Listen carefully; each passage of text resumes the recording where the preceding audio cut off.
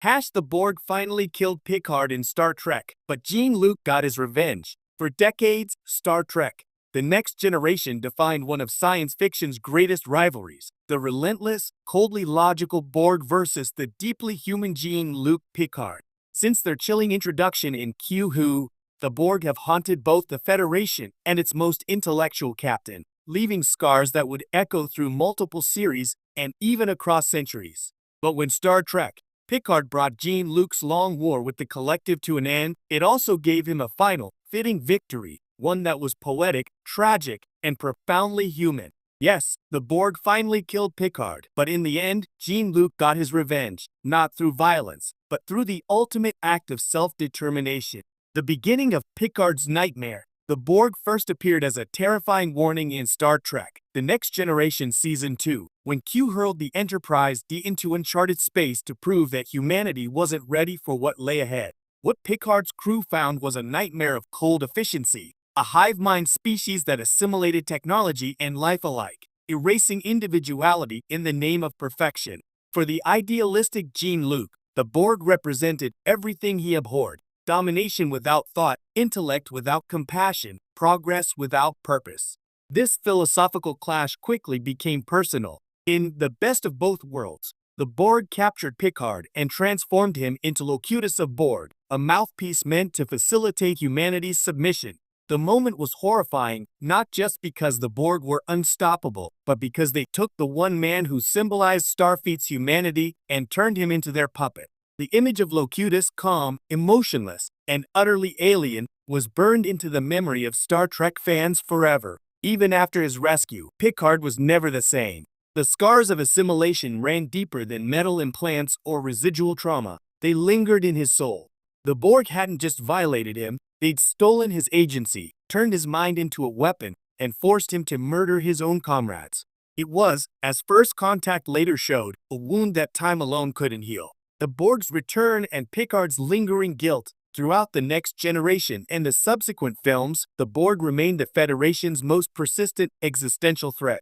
But for Picard, their danger was personal. In Star Trek First Contact, the Borg launched their most devastating assault yet, traveling through time to prevent humanity's first contact with Vulcans, effectively erasing the Federation before it began. Picard's reaction was visceral. He was consumed with anger, even bloodlust, against the collective. His confrontation with Lily in that film remains one of Star Trek's most powerful scenes.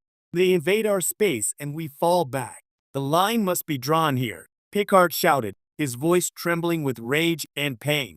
His obsession nearly destroyed him and his ship until he realized that vengeance was just another form of assimilation. By forgiving himself and rejecting revenge, Picard reclaimed his humanity. But the irony was that even as he triumphed over his trauma, the Borg remained part of him. He could never be truly free of them, not physically, not psychologically. That thread, long dormant in Star Trek canon, would resurface decades later in Star Trek Picard, transforming a lingering wound into the defining story of his life's end. Star Trek Picard brings the Borg back and ends the war. When Star Trek Picard premiered in 2020, it immediately reconnected Jean-Luc's modern struggles to his ancient enemy. The first season introduced the artifact, a partially deactivated Borg cube being studied by the Romulans.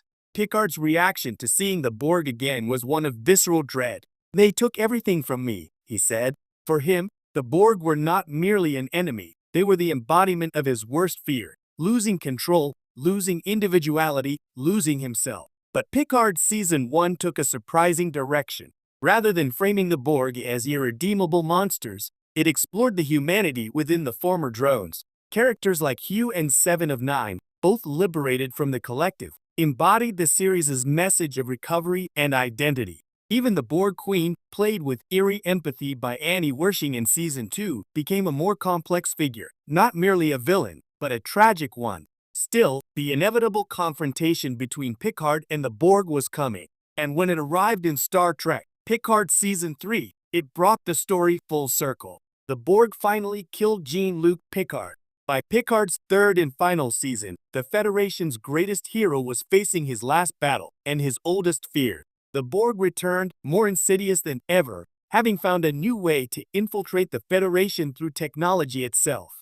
Using the transporters, the very tool that defined 24th century life, the Borg infected Starfleet's youngest officers with assimilation nanocode. The entire fleet became a single, connected hive, echoing Locutus' infamous speech from the best of both worlds, "You will be assimilated." But the cruelest twist was yet to come.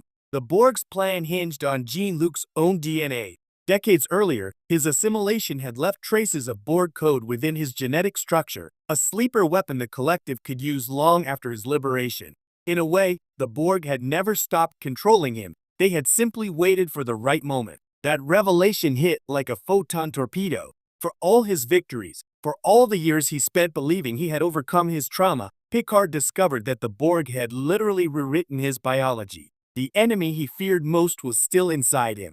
And when he finally confronted the Borg Queen one last time, he realized the truth. The Borg had, in a sense, already killed him. Jean-Luc Picard had died years before, when his human body failed. The man walking among the stars was a synthetic reconstruction, a golem body with his mind transferred into it. The original Jean-Luc was gone. The Borg, who had begun by stripping him of his humanity, had ultimately outlasted it. Jean-Luc's revenge was the ultimate reclamation of humanity, but Star Trek, Picard refused to end the story on that note of despair.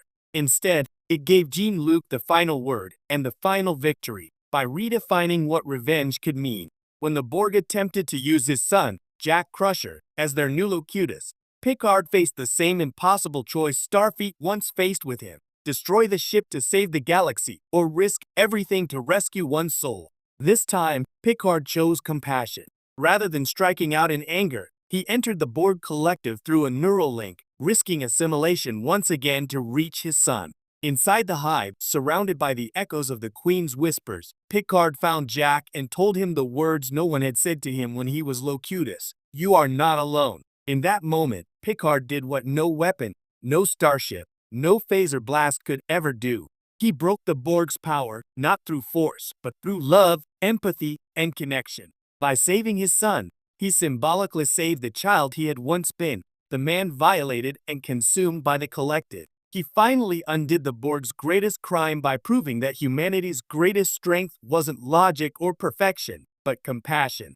That was his revenge. The Borg's death and Picard's legacy. After Jack was free, the Borg Queen's final plan collapsed. The collective, once the galaxy's most unstoppable force, was left broken, starving, and decaying. The last surviving queen begged for death, her voice weak, her empire in ruins. The Borg had devoured countless civilizations in their quest for perfection, only to destroy themselves.